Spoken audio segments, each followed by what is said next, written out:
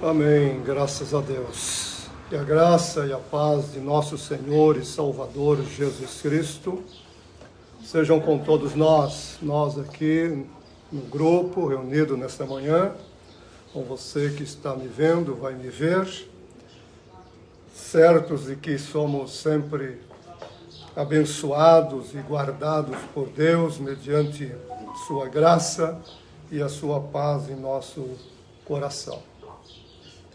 Nós vamos continuar refletindo sobre a pessoa do Espírito Santo. Nós falamos a respeito do Espírito Santo no capítulo 14 de João, Evangelho segundo escreveu João, também no capítulo 15, e hoje falaremos algumas questões que encontramos no capítulo 16. Então, entender a pessoa do Espírito Santo na sua atuação dentro deste plano eterno de Deus. Então nós já vimos que Deus é triuno, Pai, Filho e Espírito Santo, e que na eternidade Deus planejou a criação de todas as coisas, e essa criação se daria através da segunda pessoa da Trindade, Jesus Cristo, nele, por ele e para ele, e tudo se sustenta nele, e a ação de toda essa criação seria o Espírito Santo. Então é Deus Pai, Deus Filho, Deus Espírito Santo, trabalhando no seu projeto. É o projeto de Deus, é o plano de Deus, e o próprio Deus executando esse plano agora no tempo, na história, e ele vai chegar ao ponto máximo, quando então o seu reino será estabelecido, e a partir daí todo o plano de Deus estará concluído em Cristo Jesus pelo Espírito Santo. Então nós estamos olhando o Espírito de Deus trabalhando neste plano divino. Então não tem nada a ver conosco, não tem nada a ver com a criação em si, é uma ação livre, independente do próprio Deus, naquilo que Ele mesmo planejou realizar. E dentro desse seu plano, Deus designou que o Filho, a segunda pessoa da Trindade, Jesus Cristo, fosse crucificado ou se desse a si mesmo pela redenção da criação, de toda a criação. Então é a ação do Espírito. E tudo aquilo que diz respeito ao Senhor Jesus e à sua obra é aplicado à nossa experiência. Nós tomamos consciência e experimentamos tudo isso na nossa interioridade mediante a ação do Espírito Santo. Então é isso que nós estamos procurando desenvolver nesse nosso trabalho que começamos no capítulo 14, vamos falar do 15, falamos do 15, estamos hoje no 16 e falaremos depois do 17, a oração final do Senhor.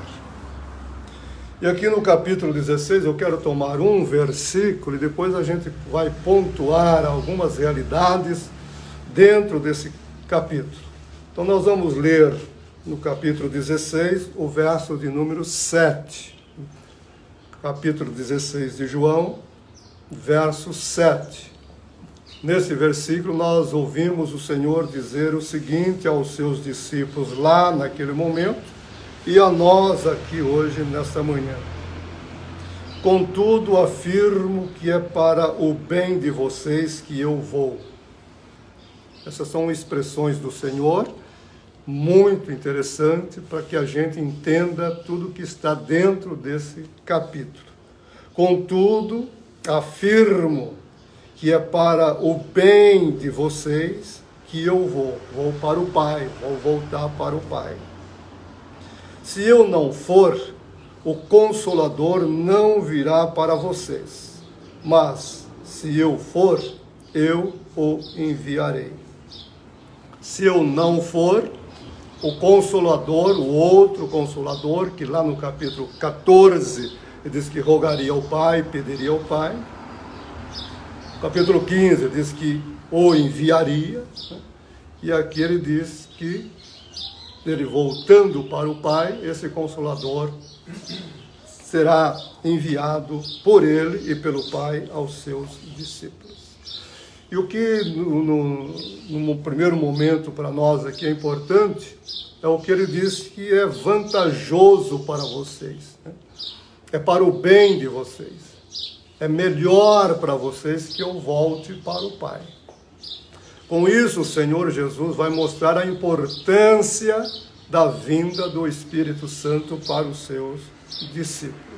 Então ele começa esse capítulo falando aos seus discípulos algumas questões que dizem respeito à sequência da vida dos discípulos. Então ele vai mostrar que os discípulos, depois da sua morte, ressurreição e ascensão, teriam que enfrentar grandes problemas, grandes perseguições. Então ele vai falar que os seus discípulos sofreriam terríveis perseguições por parte dos judeus, primeiramente.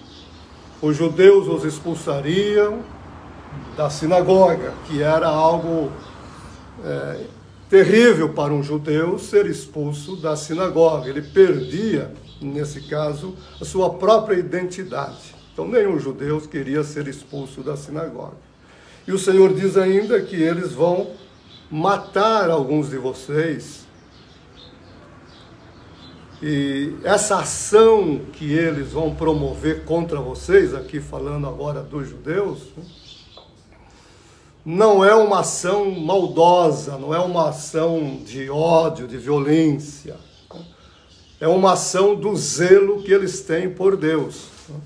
Então os judeus são zelosos de Deus, eles querem preservar o nome de Deus, a dignidade de Deus, eles querem guardar aquilo que é o objeto central da fé que eles professam desde o princípio da nação.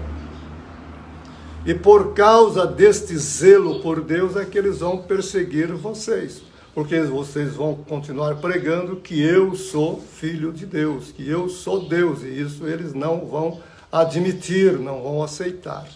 Então vocês terão que entender que toda a promoção da perseguição, toda essa ação violenta contra vocês, não é pela maldade deles, mas pela ignorância deles. Então, apesar de tudo, eles ainda não conhecem a Deus e também não me conhecem.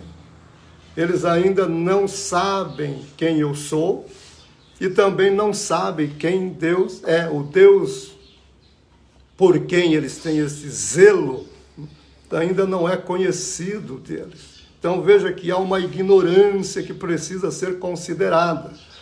E João está escrevendo isso aqui, talvez por volta do ano 100, já 70 anos depois que o Senhor tinha falado essas palavras. E João já está vivendo a perseguição romana, que não é a mesma coisa. Uma coisa é os cristãos primeiros serem perseguidos pelos judeus, e o motivo dessa perseguição dos judeus era o zelo por Deus e a blasfema de Jesus em se dizer filho de Deus. Eles diziam: nós não queremos te apedrejar por nenhuma coisa boa ou má que você tem feito. É porque você, sendo homem, tem se revelado ou dito ser Deus. Então, a perseguição dos judeus em relação aos gentios, aos discípulos de Jesus, era por causa do zelo de Deus. Paulo vai falar disso depois com muito mais clareza, desenvoltura nesse sentido, e fala também da sua própria ignorância, da sua própria incredulidade, sendo ele judeu, fariseu, zeloso, dizia, um dos primeiros, mas era ignorante e era incrédulo. Agora ele reconhece isso. É justamente isso que o Senhor Jesus está dizendo aos seus discípulos. A perseguição que virá depois, talvez a partir do ano 64, já é uma outra perseguição, é um outro tipo de perseguição.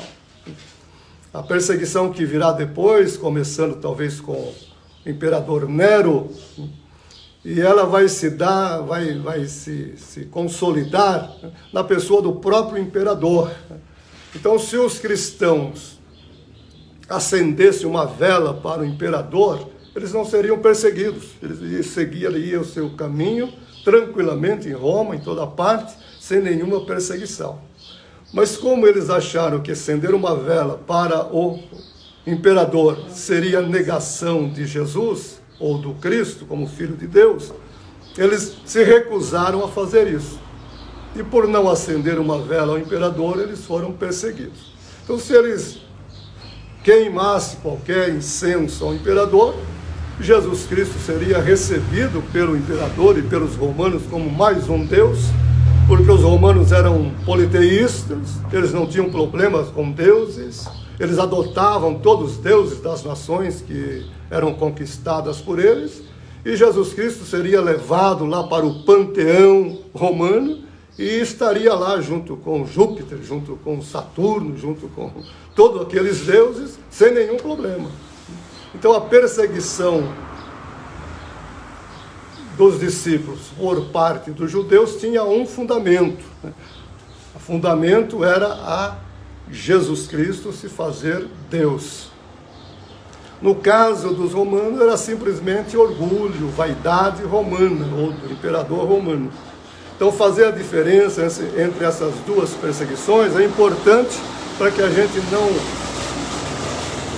não confunda os motivos das perseguições. As perseguições se darão, cada uma à sua moda e pelo seu próprio motivo. Mas a base aqui que o Senhor está falando a esses seus discípulos está relacionada diretamente aos judeus. Então o Senhor diz, vocês vão ser perseguidos pelos judeus inicialmente, e eles vão até matar vocês, mas o motivo disso é que eles são ignorantes de Deus, também ignorantes de mim, no caso, e eles vão achar que estão fazendo um culto a Deus, prestando culto a Deus. E aí o Senhor Jesus diz aos seus discípulos algo que é muito importante, diz, vocês agora sabendo disso, então vocês não devem se melindrarem, né? Nada de melindre, né? Nada de ficar se achando ofendido, nada de revide, nada de revanche. Vocês terão que olhar para essa perseguição, receber essa perseguição com sabedoria, com espiritualidade, com entendimento, né? E em vez de se voltar contra, isso vai ser feito depois, quando não mais esses discípulos, mas na segunda geração, talvez, depois do ano 100, no segundo século, no final do primeiro, mais no segundo, aí os próprios cristãos já vão se revoltar contra os próprios judeus. Crisóstomo vai dizer que odiava com ódio mortal aos judeus, então isso vai se espalhando, e a cristandade, a partir do segundo, terceiro século, começam a demonstrar um ódio muito grande pelos judeus, que isso vai acompanhar depois na Idade Média, e até na modernidade, e até hoje continua. Mas o que o Senhor está dizendo aos seus discípulos é para que eles não caíssem nesse engano, nesse erro. Então o cristão não revida. Se alguém bater na sua face direita, ofereça-lhe a esquerda. Se pedirem a capa, dele a túnica. Se obrigarem a andar 1 milha, ande 2. Porque vocês terão que representar Deus no mundo. E Deus é bom para com todos. Então essa disposição dos discípulos para enfrentar primeiro os judeus, depois enfrentar os romanos, e depois enfrentar as outras perseguições que viriam. E hoje nós, na modernidade, estamos enfrentando esse progressismo que é contra Cristo, contra Deus, contra a Bíblia, contra o cristianismo. Nós estamos entrando, e já estamos bem avançados nisso, num tempo de grandes perseguições. Não perseguição física, mas uma perseguição ideológica. Então, falar de Jesus hoje, dependendo do lugar em que você se encontra, é proibido. Então, nas faculdades, em todos os lugares que nós imaginarmos. Então, ser cristão hoje já é um momento difícil para qualquer que queira falar sobre Jesus, terá que enfrentar essas oposições. E isso vai crescer, vai piorar, vai ficar muito mais difícil para o cristão no futuro. Mas em nenhum momento, nem lá no início contra os judeus, nem depois contra os romanos, nem na Idade Média e nem agora, o cristão deve se melindrar, deve se sentir ofendido pela perseguição, deve se colocar contra e tentar alguma coisa para impedir. Não vai impedir, isso vai de mal a pior. Paulo já profetizava isso. Então o Senhor Jesus está mostrando para eles essa trajetória de perseguição, de luta, de dor, de oposição que eles enfrentariam, não só nesse início da igreja, mas que seria durante todo o tempo da igreja no mundo.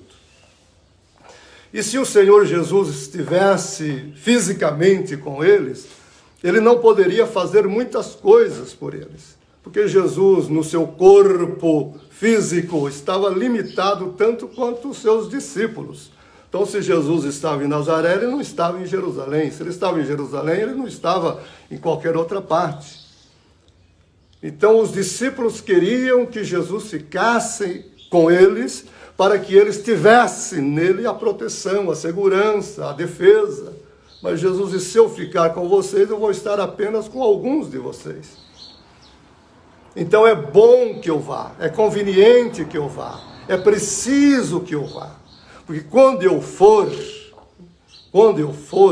eu vou enviar a vocês o Consolador. E ele não será como eu estou aqui agora. Ele não virá num corpo físico, mas ele estará com vocês e em vocês, aonde vocês estiverem, em toda parte deste mundo. Então o Consolador que vai vir, embora seja ele pessoa, mas ele vai estar com cada um de vocês, em cada um de vocês, sejam vocês 100, sejam 1000, sejam milhões, sejam 1 bilhão, não importa quantos. Então, todos os cristãos espalhados pela terra, pelo mundo, em todos os séculos, em todos os milênios, todos eles vão poder contar com essa presença maravilhosa, gloriosa, poderosa do Espírito Santo. Então eu estou saindo, eu estou deixando vocês para enviar alguém que vai ser muito mais do que eu aqui agora. Então todos os cristãos vão poder contar com essa presença na sua vida e serem capazes de enfrentar toda e qualquer perseguição. Aleluia. Então o Espírito Santo vai capacitar vocês, vai dar a vocês tudo o que é necessário para que vocês enfrentem todas essas oposições, tenha ela a origem que tiver, seja por parte dos judeus, seja por parte dos gentios, vocês não vão se enredar com isso. Vocês estarão sempre em plena liberdade para agir, para falar, para pregar, para anunciar o meu nome, aonde vocês estiverem, porque ninguém será capaz de impedir vocês de atuar como meus discípulos no mundo. Poderão prendê-los, poderão enjaular em vocês, como fizeram com Paulo e tantos outros, mas o meu testemunho não vai parar. O meu testemunho vai atravessar os séculos e os milênios, porque ele será conduzido pelo Espírito Santo. Então nós estamos aqui nesta manhã, há 2000 anos destas palavras do Senhor, e estamos aqui.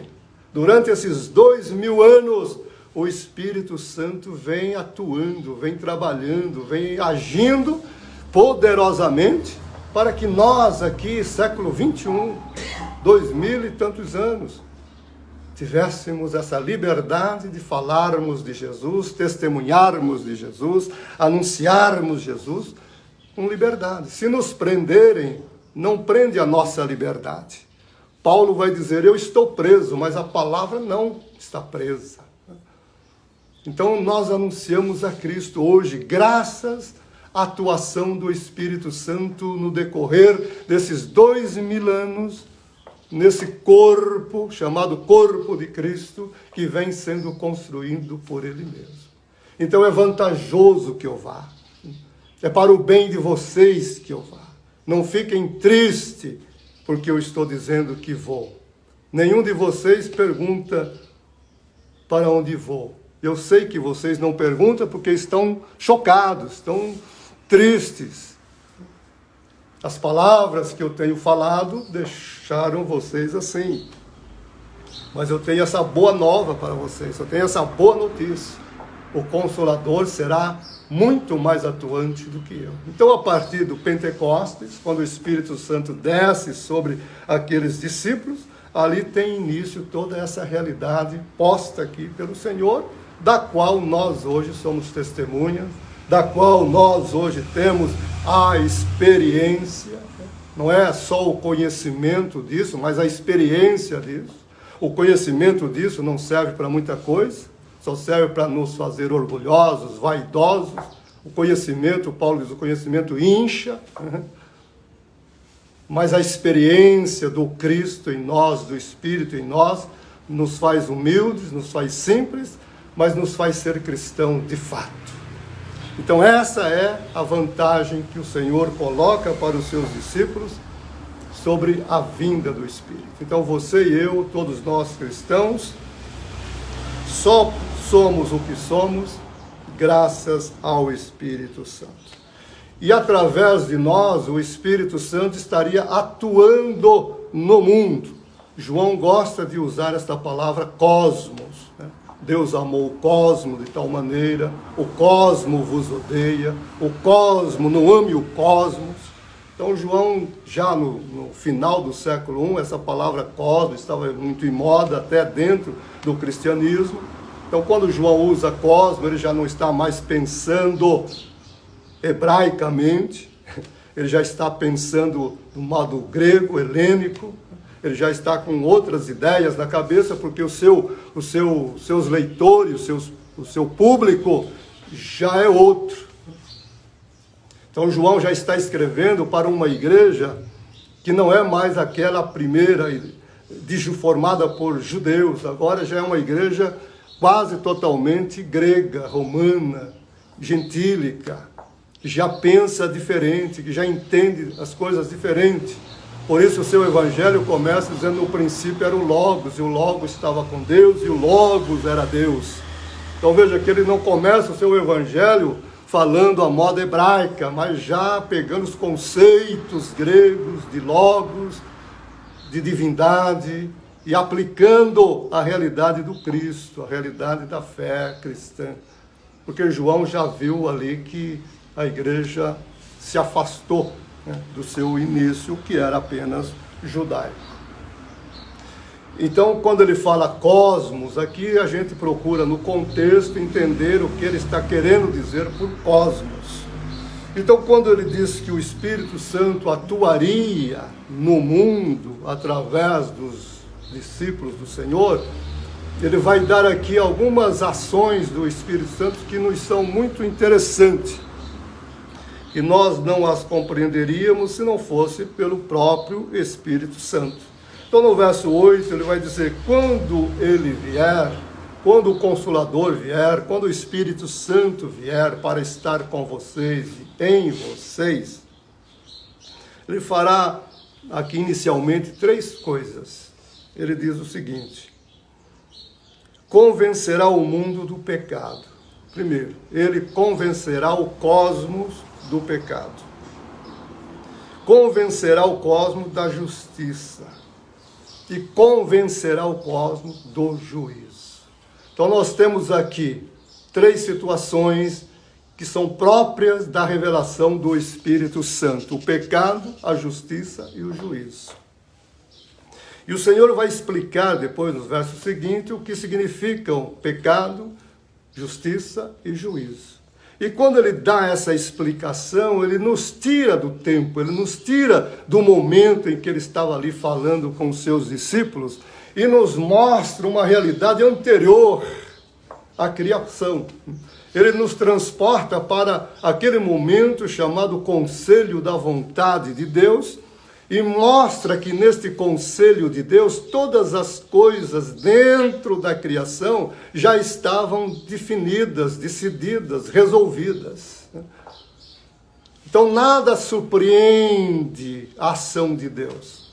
Então antes mesmo de criar o mundo, esse pecado já tinha sido previsto por Deus. Esta justiça já tinha sido realizada por Deus. E esse juízo também já tinha sido realizado por Deus. Então o pecado que vai chegar e que vai entrar no mundo através de Adão, pensando só na humanidade, então o pecado que entra no mundo por um homem, esse pecado foi previsto, né? E quando ele foi previsto, ele já foi tirado. E ele foi tirado pelo próprio Senhor Jesus, que é apresentado por João Batista como sendo o Cordeiro de Deus, que tira o pecado do mundo. Então, como dizia Agostinho, que viu muito bem isso, no plano de Deus, na ação criadora e planejadora de Deus, o pecado não entra no mundo, porque ele é removido antes. Porque se o pecado chegasse a entrar de fato no mundo, o mundo não existiria. Então, quando o pecado entra no mundo, ele já foi resolvido, ele já foi tirado. Então, dizia Agostinho, para Deus não tem um ontem e nem tem um amanhã. Em Deus tudo é simultâneo, tudo se dá no momento. Aleluia, isso é muito bom. Então, quando Deus prevê o pecado, ele já remove o pecado. Então, no plano de Deus, o pecado não conta, não existe. Porque ele é removido pelo próprio Deus na pessoa de Jesus, na história, no tempo, mas em Deus ele já é no princípio. E esse pecado que entrará agora como incredulidade na humanidade, começando lá do início, é interessante isso, porque mesmo crendo em Deus, aqui no caso dos judeus, Paulo vai dizer isso, né? Mesmo crendo em Deus, mesmo sendo zelosos de Deus, eles eram incrédulos em relação às verdades de Deus. O Senhor Jesus já havia dito aos saduceus, vocês erram por dois motivos. Primeiro, vocês não conhecem Deus, e segundo, vocês não conhecem o poder de Deus, as Escrituras que vocês estudam. Então não é o fato de estudar, não é o fato de compreender mentalmente estas coisas, mas a questão de compreendê-lo através de um olhar para além do racional, da mente, da lógica e da própria teologia. Então Jesus nos leva lá para o princípio e nos mostra que Deus decide antes, que Deus resolve antes. A justiça que virá e que será aplicada à experiência de cada um de nós, é uma justiça não de atos, não de feitos, não de coisas, mas é a justiça pessoal de Jesus. Jesus Cristo é a justiça. Enquanto justiça de Deus, Paulo vai dizer aos Romanos, é no Evangelho que nós descobrimos, veja, descobrimos a justiça de Deus. Não é praticamos, não é realizamos, não é fazemos. Apenas descobrimos, tomamos consciência. Acordamos para ela. Então Deus nos veste de Cristo. E ao nos vestir de Cristo, Ele nos livra do pecado e nos faz justos perante Ele. Em relação ao juízo, Ele diz... O juízo, não se preocupe com o príncipe deste mundo, porque o julgamento já foi realizado, o julgamento já foi feito. Não há mais o que pensar sobre isso. Então, antes mesmo de haver qualquer ação contrária a Deus, Deus já julgou essa ação e já resolveu isso. E é interessante que o próprio julgamento de Deus recai sobre Ele mesmo. O próprio Senhor Jesus sofre o juízo de Deus na sua própria experiência enquanto ser humano. Então Jesus tira o pecado, desfaz as obras do diabo, veste-nos com a sua justiça, que é Ele mesmo, e toma para si o juízo de Deus que era sobre nós, sobre o mundo, sobre os pecadores. Então ele é o agente realizador de todas essas questões. Então quem vai nos dar consciência disso, compreensão disso, é o Espírito Santo. Sem o Espírito Santo, no caso do pecado, nós vamos tentar lutar contra o pecado e tentar nos livrar do pecado por nós mesmos, pelas nossas forças, e vamos ficar frustrados porque não iremos conseguir. Porque o pecado é muito maior do que nós.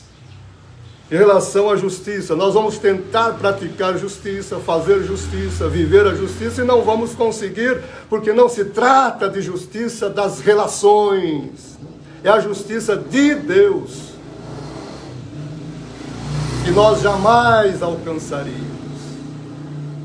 E no caso do juízo, nós vamos ficar nos julgando no sentido de solução definitiva, quando na verdade o juízo já foi realizado.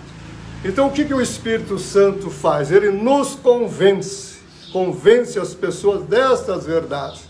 Então ele nos convence que Jesus Cristo, ouça isso, é muito bom e necessário para a nossa consciência. O Espírito Santo nos ensina que Jesus Cristo é a resposta moral de Deus para o cosmos, para o mundo.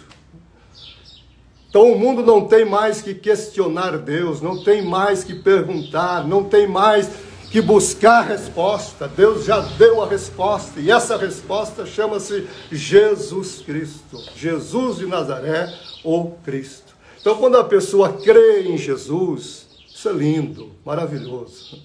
Quando a pessoa crê em Jesus, ela entra para essa realidade eterna do conselho da vontade de Deus. Então é Cristo a porta de acesso a isso tudo. Cristo é o doador disso tudo. Quando ele se doa, quando ele se dá. Então nós precisamos do Espírito, porque sem o Espírito essas coisas vão ficar longe do nosso entendimento e nós vamos continuar ignorantes e incrédulos, achando que somos zelosos de Deus, zelosos de Cristo. A igreja tem caído nesse erro, nesses 2 milênios. A gente vai ver a história da igreja, principalmente quando ela se romaniza. Aí ela se torna senhora do mundo, senhora das decisões. Ela julga, ela condena, ela mata, ela liberta, ela faz... E Jesus disse, não é nada disso. Não é isso que o Espírito Santo quer fazer em vocês e através de vocês. Depois ele vai continuar falando aqui sobre... É o Espírito Santo que vai me glorificar. Então se nós glorificamos a Jesus, não é por nós, não é pelo nosso saber, não é pela nossa boa vontade. É porque o Espírito Santo já nos convenceu desta realidade que é Jesus, e nós passamos a viver o Cristo nessa centralidade do plano divino. Então para nós tudo é Cristo. Então quando os cristãos foram chamados de cristãos lá em Antioquia, é porque eles falavam Cristo, Cristo o tempo todo.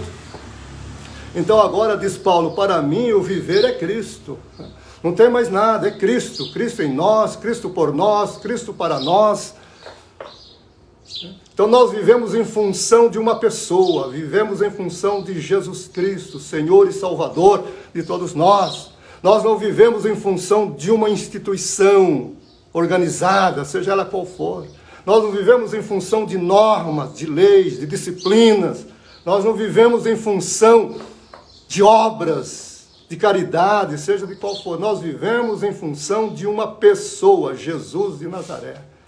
E é a partir desta pessoa que a nossa vida se transforma, que a nossa vida de fato se torna cristãs. E como cristãos nós passamos a atuar no mundo como cristãos, revelando Cristo, não falando apenas, mas agindo, atuando, mostrando a verdade dele em nós. Então nós só glorificamos a Jesus porque o Espírito nos leva a isso. Então quando você e eu damos glórias a Deus, louvado seja o Senhor, é uma atuação do Espírito Santo na nossa vida. E o Senhor termina esse capítulo, não vou prolongar, depois você estuda e vai com essa chave de leitura, pontuando cada detalhe. Mas lá no verso, no final do capítulo, os discípulos dizem, agora sabemos, agora sim nós te conhecemos. E aí Jesus disse, agora vocês me conhecem? Pois é, eu vou dizer que vocês ainda não me conhecem. Interessante isso. Então eles achavam que já conheciam, que agora estava tudo resolvido, então está tudo bem.